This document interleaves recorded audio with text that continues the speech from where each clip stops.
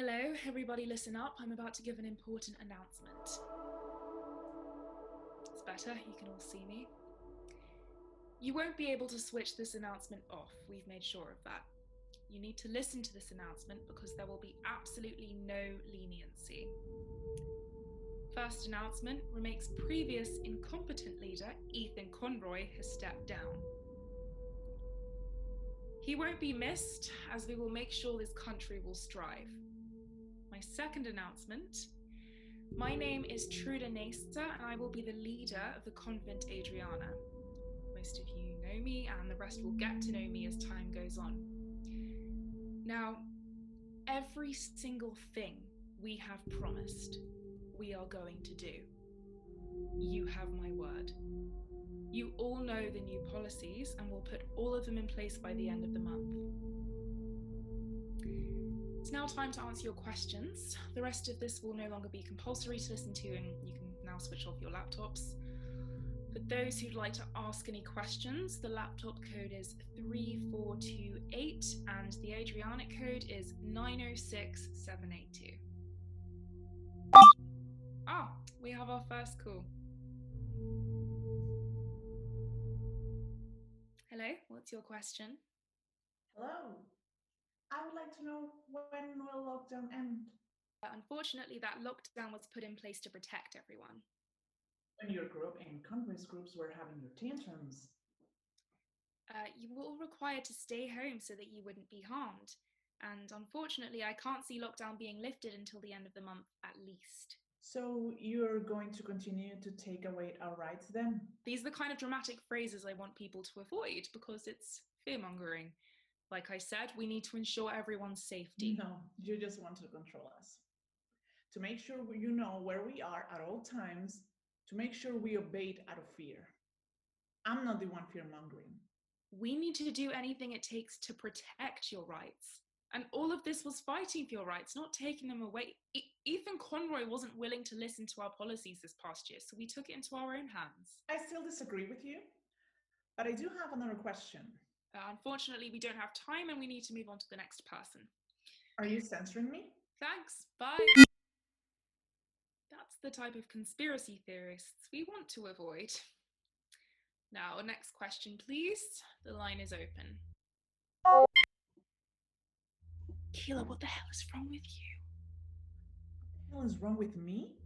How brainwashed must you be to think what you're doing is okay? Listen here, we only have 10 minutes on this line. Any longer and they'll know we're talking and observe us. I don't want that, do you understand? So keep it short. What are they going to do? Send those robotic police officers to my door? I'm so scared. I know how scary they look, but you've got nothing to worry about. They're there to protect us. I'm not scared of them because of their appearance. I'm scared of them because they're programmed into doing what you tell them to do. So you'd rather have aggressive police officers with a leader who promotes police brutality? The police were institutionally racist, and the robotic police officers remove all of that. By making them robots, you've removed their free will. They won't join protesters against a corrupt government. They'll do all they can to stop them, removing our rights to protest. But we're not corrupt, so you've nothing to worry about. I'm not so sure about that. How can you say that? Everything about us was peaceful. It was Conroy's police officers who used violence. So many of us died, and it was them who killed my parents. You know, the ones who took you in, remember? That's unfair, Truda. Maybe they should have used their free will against that, but they didn't. Some of them did help out. You saw them. Not enough. I'm sorry, but I won't accept them. Because who knows what you'll order them to do? We don't have long left. I called to tell you to sort out your fingerprint transactions by the end of the week. No excuses. You can't possibly think that's okay. You really want to have a go at me for this? Okay then, what's wrong with the cashless society? The only time cash has ever helped anyone was drug dealers. Don't even try to deny how much power that gives you. I'm sorry that a way to make sure my people are safe is to check where they're getting their money from and how they're spending it. Stop! What's the problem? Please, I'd love to hear it. You can't have financial power over people like that. It's unethical. It's not right to take away someone's access to their money like that just because someone has controversial viewpoints. Why should we allow racist, sexist, and homophobic people access to their digital money? You can't take away someone's free speech like that. Do you not remember how you were treated in secondary school, all because of your religion? Of course I remember. But if we take away someone's rights to their opinions, they'll still have those opinions. They just won't say them out loud. And why should we let them say their views? Have you forgotten the terms debate or trying to educate someone? How are we expected to at least try to change someone's opinions if we don't even know what they are in the first place? Or we can stop people from saying horrible things, and then they might eventually stop believing it. It doesn't work like that. Do you remember when, I think we were in year 10, we had that conversation with Gabriel? He said that in verse 434 in the Holy Book, it said that a husband was allowed to strike his wife if she continues to disobey him. How is this relevant? You remember my response, right? Yeah, you called him out for being an uneducated idiot, for basing his views on Islam over phrases that were mistranslated and misinterpreted. One thing that's definitely true is, you shouldn't cause pain or leave marks. The actions you take should be to bring you closer, not for revenge. And the term he was referring to, Daraba, yes, some people translated it as striking. But if you read that and your first thought was that it says you're allowed to strike your wife, then that says a lot about you, not the Quran. Many, however, have interpreted it as tapping your wife and putting your arm around her to ask what's going on so you can support her. Some have even said it means tapping her the way a doctor would examine their patient, not as he said striking your wife. That's my point. He'd probably still have those views if I hadn't discussed it. I do appreciate how you tried to stick up for me. You kept trying to silence him, and I didn't want that. Stop being so naive, Akila. Just because he started to watch out for you after that, he didn't say all of that to have a discussion with you. He said it to hurt you. But it didn't work, Truda, because I stuck up for myself. You don't understand what I'm saying. If you were someone else, he would have upset you. So this is to protect those who can't protect themselves. Answer me this, honestly.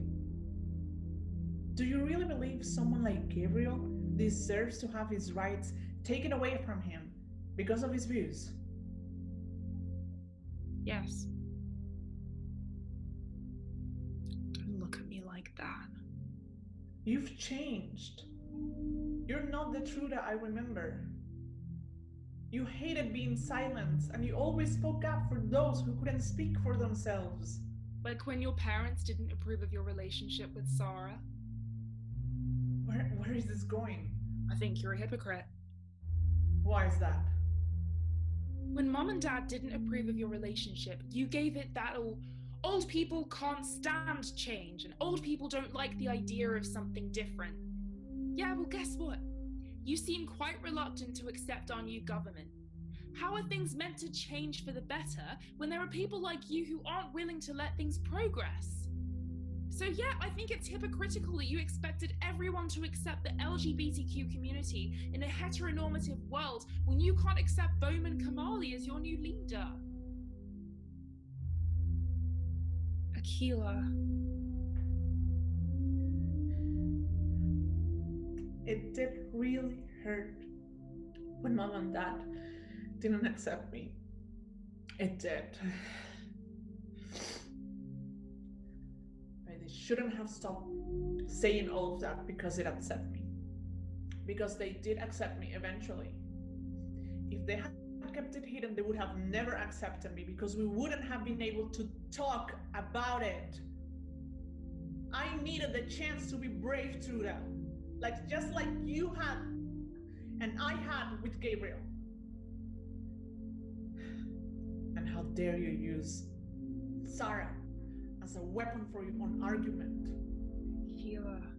Sarah was the sweetest, loveliest person. So you don't get to use her like that. You're overreacting.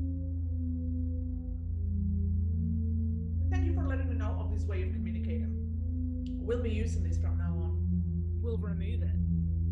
We'll just find other ways then. You guys managed it. It was easier for us. Ethan never tracked us. Are you saying it is better when your freedom of speech isn't violated? Anyway, time's almost up. Yeah, we should go.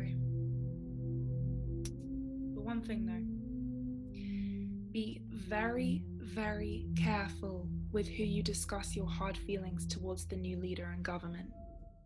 Discrimination isn't the only thing the fingerprint accounts are censoring. I hope you understand what I'm saying. You know, I used to be terrified of your group. I thought they had so much power. But making people fear you isn't power. It creates the illusion of power. No one can remove my free speech. I hope you understand what I'm saying.